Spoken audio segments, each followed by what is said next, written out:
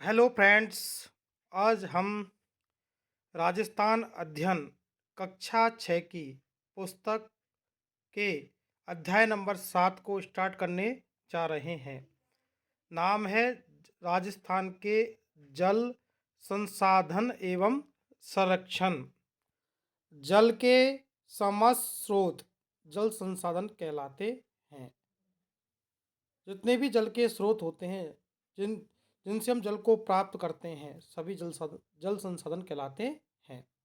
राजस्थान के मुख्य जल स्रोतों में झीलें, नदियाँ और उन पर बने बांध व नहरें, तालाब, कुएं, नलकूप आदि हैं।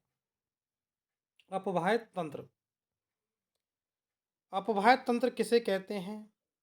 किसी नदी तथा उसकी सहायक नदियों द्वारा निर्मित जल प्रवाह की विशेष व्यवस्था को ही अपवाह्य तंत्र या प्रवाह प्रणाली कहते हैं। मतलब अपवाह्य तंत्र वह होता है, एक मुख्य नदी होती है और उसकी सहायक नदियाँ होती हैं, उसे कहते हैं अपवाह्य तंत्र। सहायक नदी कौन सी कहलाती हैं? ऐसी छोटी नदियाँ जो आकर किसी बड़ी नदी में मिल जाती हैं, उन्हें सहायक नदियाँ कहते हैं। जैसे कि काली सिंध है, पार्वती है, बामनी नदी है, ये छोटी नदियाँ हैं, ये चंबल में मिलती हैं जाकर। तो इस प्रकार है। दो अपवाह्य क्षेत्रों के मध्य की उच्च भूमि जो वर्षा के जल को विभिन्न दिशाओं में व्यक्त कर सकती है, उसे जल विभाजक रेखा कहते हैं। तो अरावली राजस्थान की जल विभाजक रेखा है, हम पहले भी इसको पढ़ चुके हैं। राजस्थान का अपवाह्य तंत्र को हमने 3 भागों में बांटा है। एक तो होती है बंगाल में खाड़ी में गिरने वाली नदियाँ, एक होती हैं अरब सागर में गिरने वाली नदियाँ, एक होती हैं आंतरिक अपवाह्य तंत्र की। अरावली पर्वत से पूर्वी भाग में बहने वाली बनास, काली सिंध, पार्वती आदि नदियाँ चंबल में प्रवाहित होकर यमुना में मिल जाती हैं। मतलब कि बनास, काली सिंध, पार्वती ये मिलती हैं चंबल में, और चंबल मिलती है यमुना में, और यमुना मिलती है गंगा में, और गंगा जाकर कहाँ पर गिरती है? बंगाल की खाड़ी में गिरती है। तो यह इस प्रकार का बंगाल की खाड़ी का अपवाह्य तंत्र है। अरब सागर का अपवाह्य तंत्र ये अरावली के पश्चिम में है, और बंगाली खाड़ी का कहाँ है? अरावली के पूर्व में है। अरावली पर्वत से पश्चिम भाग में बहकर अपना जल अरब सागर में ले जाने वाली माही, लूनी, साबरमती एवं इसकी सहायक नदियों को अरब सागर का अपवाह्य तंत्र कहते हैं। तो माही नदी, लूनी नदी, साबरमती नदी और पश्चिम बनास नदी अपना जल अरब सागर में ले जाती हैं। तीसरे प्रकार की होती हैं आंतरिक अपवाह्य तंत्र की। ऐसी नदी जो किसी समुद्र तक ना पहुंचकर किसी स्थलीय भाग में विलुप्त हो जाती हैं या किसी झील में मिल जाएं, उसे आंतरिक या भूमिगत अपवाह्य तंत्र वाली नदी कहते हैं। ऐसी नदी जो अपना जल समुद्र में ना डाले, जैसे बंगाल की खाड़ी है, अरब सागर है, ऐसे नहीं डाले, वो स्थलीय ही भाग में रेत के टीलों में ही विलुप्त हो जाए, उसे कहते हैं आंतरिक अपवाह्य तंत्र की नदियाँ। राजस्थान में बहने वाली घग्गर नदी, बाणगंगा नदी, कांतली नदी, साबी नदी, रूपा रेल और मेंढा नदी ये आंतरिक अपवाह्य तंत्र की नदियाँ हैं। घग्गर है, बाणगंगा है, कांतली है, साबी है, रूपा रेल है, मेंढा है आदि नदियाँ आंतरिक अपवाह्य तंत्र का उदाहरण है। राजस्थान की प्रमुख नदियाँ। चंबल नदी प्रमुख नदी है राजस्थान की चंबल नदी। चंबल नदी का उद्गम मध्य प्रदेश के विंध्याचल पर्वत से होता है और विंध्याचल पर्वत के पास जाना पावो की पहाड़ी से होता है। राजस्थान की सबसे लंबी नदी है चंबल। राजस्थान की सबसे लंबी नदी है चंबल। एकमात्र वर्ष भर बहने वाली नदी है चंबल। चंबल नदी राजस्थान के चित्तौड़गढ़ के पास भैंसरोडगढ़ से प्रवेश करती है। चित्तौड़गढ़ से जाती है कोटा, कोटा से जाती है बूंदी, बूंदी से जाती है टोंक, टोंक के बाद जाती है सवाई माधोपुर में, फिर जाती है करौली में, फिर जाती है धौलपुर में, फिर उत्तर प्रदेश के पास यमुना नदी में मिल जाती है। इसकी सहायक नदी हैं चंबल बनास काली सिंध पार्वती, चंबल बनास काली सिंध पार्वती, बामनी मेज कुराल। राजस्थान का औद्योगिक नगर कोटा चंबल नदी पर के किनारे स्थित है। तो कोटा है चंबल नदी के किनारे। बनास नदी, बनास नदी का उद्गम खमनौर की पहाड़ी राजसमंद से होता है। कहाँ से होता है? बनास नदी का उद्गम खमनौर की पहाड़ी राजसमंद से होता है। बनास नदी राजसमंद से जाती है चित्तौड़गढ़, चित्तौड़गढ़ से जाती है भीलवाड़ा, भीलवाड़ा जाती है अजमेर, अजमेर के बाद जाती है टोंक, और टोंक के पास जाती है सवाई माधोपुर में, रामेश्वर के निकट चंबल में मिल जाती है। खमनौर की पहाड़ी राजसमंद से निकली बनास नदी, बनास नदी राजसमंद से आएगी चित्तौड़गढ़, फिर भीलवाड़ा, फिर अजमेर, फिर टोंक, फिर सवाई माधोपुर में रामेश्वर नामक स्थान पर चंबल में मिल जाती है बनास नदी। यह एक मौसमी नदी है। पूर्णतः राजस्थान में बहने वाली सबसे लंबी नदी है बनास। राजस्थान में बहने वाली सबसे बड़ी नदी है बनास। इसकी कुल लंबाई है 480 किलोमीटर। टोंक और सवाई माधोपुर नगर बनास नदी के किनारे स्थित है। टोंक भी बनास नदी के किनारे है और सवाई माधोपुर भी बनास नदी के किनारे है। बनास की सहायक नदियां हैं बनास, बेडच, खारी, कोठारी, बनास, बेडच, खारी, कोठारी, मोरेल, बांडी, मानसी और धुंध।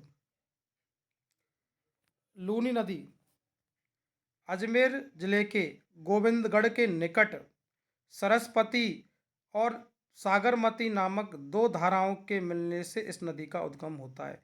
जब सरस्वती और सागरमती नामक दो धाराएं अजमेर जिले के गोविंदगढ़ के निकट मिलती हैं तो इस नदी का उद्गम होता है। अजमेर से जाती है ये लूनी नदी नागौर, नागौर से जाती है पाली, पाली जाती है जोधपुर, जोधपुर जाती है बाड़मेर, बाड़मेर जाती है जालौर, और जालौर गिरने के बाद एक कच्छ की खाड़ी तथा कच्छ के रन में गिर जाती है। लूनी नदी अजमेर, अजमेर से नागौर, नागौर से पाली, पाली से जोधपुर, जोधपुर से बाड़मेर, बाड़मेर से जालौर पे कच्छ के रन में गिर जाती है। बाड़मेर जिले के बलौतरा तक इसका नदी का जल मीठा रहता है, उसके बाद खारा हो जाता है। लूनी नदी का पानी बाड़मेर के बलौतरा तक ही मीठा रहता है, उसके बाद खारा हो जाता है। लूनी की सहायक नदियाँ लूनी, जावई, सुकड़ी, लीलड़ी, जोजड़ी, मीठड़ी, सांगी, बांडी और गुहिया। माही नदी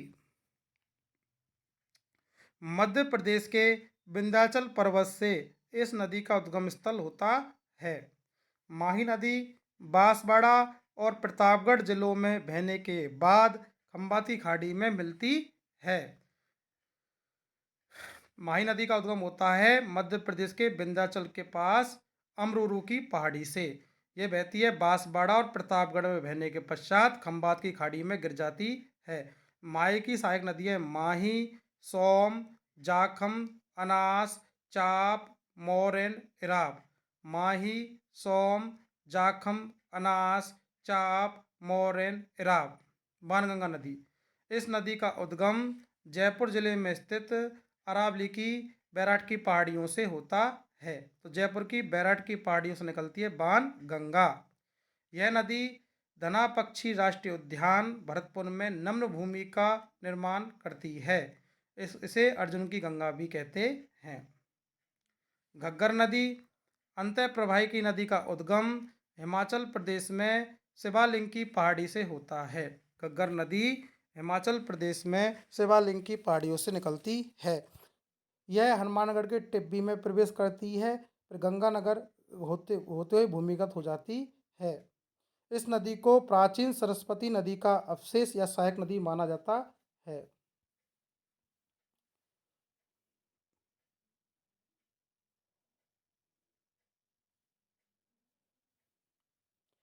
राजस्थान की प्रमुख नदी घाटी परियोजना। नदियों पर बांध बनाने से जल विद्युत उत्पादन, सिंचाई, पेयजल, वृक्षारोपण, भूमिगत जल स्तर में वृद्धि, बाढ़ नियंत्रण, मृदा अपरदन, पर्यटन आदि कई प्रकार के उद्देश्य की पूर्ति होती है। इन्हीं कारण इसे बहुउद्देशीय परियोजना कहते हैं। भारत के प्रथम प्रधानमंत्री पंडित जवाहरलाल नेहरू ने इन नदी घाटी परियोजनाओं को महत्व देते हुए इन्हें आधुनिक भारत का मंदिर कहा है। चंबल परियोजना। चंबल परियोजना है राजस्थान और एमपी की दोनों का 50-50% हिस्सा है। चंबल परियोजना में 4 बांध हैं। गांधी सागर बांध है चंबल नदी पर एमपी में। राणा प्रताप सागर बांध है चित्तौड़गढ़ में। कोटा में 2 हैं, जवाहर सागर और कोटा बैराज। इस परियोजना से दोनों राज्यों को जल, विद्युत, सिंचाई की सुविधाएं मिलती हैं। माही बजाज सागर परियोजना। यह राजस्थान और गुजरात की सम्मिलित परियोजना है। माही बजाज सागर परियोजना यह बांसवाड़ा में है। इससे भी जल और विद्युत परियोजना दोनों मिलती हैं। बीसलपुर परियोजना राजस्थान के टोंक जिले के टोडिया रायसिंह नगर के पास बीसलपुर गांव में बनास नदी पर सिंचाई और पेयजल के उद्देश्य हेतु इसका निर्माण किया गया है। बीसलपुर परियोजना से जयपुर, अजमेर, टोंक सहित अन्य क्षेत्रों की पेयजल की आपूर्ति होती है। जयपुर की, अजमेर की और टोंक की। सरदार सरोवर परियोजना यह गुजरात, मध्य प्रदेश, महाराष्ट्र और राजस्थान की संयुक्त परियोजना है। गुजरात में नर्मदा नदी पर किया गया है। ये गुजरात की, मध्य प्रदेश की, महाराष्ट्र की और राजस्थान की संयुक्त परियोजना है। इससे बाड़मेर और जालौर को सिंचाई व पेयजल की सुविधा भी मिलती है। जवाई नदी पर जवाई परियोजना है पाली में। डूंगरपुर जिले में सोम नदी पर है सोम कमला अम्बा परियोजना। तो सोम कमला अम्बा परियोजना है डूंगरपुर में सोम नदी पर। मानसी बाकल परियोजना है उदयपुर में। जाखम परियोजना है प्रतापगढ़ में। राजस्थान के लगभग पारंपरिक जल स्रोत कुएं हैं, बावड़ियाँ हैं, जौड़ हैं, टाके हैं और खड़ीन हैं। तत्कालीन राजा महाराजाओं ने जल संचयन, जल संरक्षण के लिए इनका निर्माण किया गया था। उदयपुर में 14वीं सदी से 19वीं सदी तक जल संरक्षण हेतु अनेक कार्यों द्वारा ऐतिहासिक जल प्रबंधन प्रणाली का विकास किया गया। पिछोला झील उदयपुर में है। उदय सागर झील उदयपुर में है। फतेह सागर झील उदयपुर में है।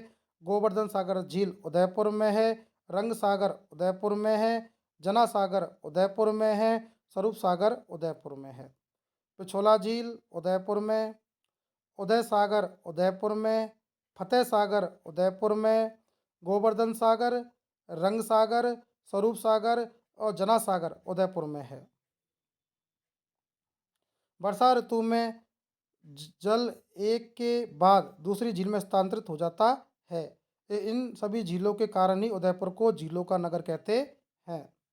जयसंबंध झील का निर्माण मेवाड़ के महाराजा जयसिंह ने सन 1687 से 1691 ईस्वी तक गोमती नदी पर करवाया गया था। जयसंबंध झील विश्व की सबसे बड़ी मीठे पानी की मानव निर्मित कृत्रिम झील है। पुष्कर झील है अजमेर में, प्राकृतिक झील है। आना सागर झील है अजमेर में। नक्की झील है माउंट आबू सिरोही में, सर्वाधिक ऊंचाई पर स्थित प्राकृतिक झील है। राजसमंद झील है राजसमंद में, 9 चौकी की पाल से विख्यात है। बालसमंद झील जोधपुर में, कायलाना जोधपुर में, उम्मेद सागर झील जोधपुर में। बालसमंद झील जोधपुर में, कायलाना जोधपुर में, गढ़सीसर जैसलमेर में, गढ़सीसर जैसलमेर में, गैप सागर डूंगरपुर में, कौलायत बीकानेर में, सिलीसेड अलवर में। खारे पानी की झील है सांबर झील है अजमेर और नागौर के मध्य। पंचपदरा है बाड़मेर में। डिडवाना है नागौर में। लून करनसर है बीकानेर में। पोखरण है जैसलमेर में, फलौदी है जोधपुर, ये खारे पानी की झील है। जल संरक्षण हमारा प्रथम दायित्व है, इसलिए हम जलाशयों में घरेलू व औद्योगिक अपशिष्टों को नहीं डालना चाहिए। पेयजल स्रोतों के निकट स्नान नहीं करना चाहिए। वृक्षारोपण में वृद्धि करनी चाहिए। भूमिगत जल का प्रयोग करना चाहिए। वर्तमान में रूफटॉप जल संचयन, वाटर हार्वेस्टिंग तकनीकों का प्रयोग किया जा रहा है। अगर आपको वीडियो अच्छा लगे, चैनल को सब्सक्राइब करें, शेयर करें और बेल आइकन को दबाएं।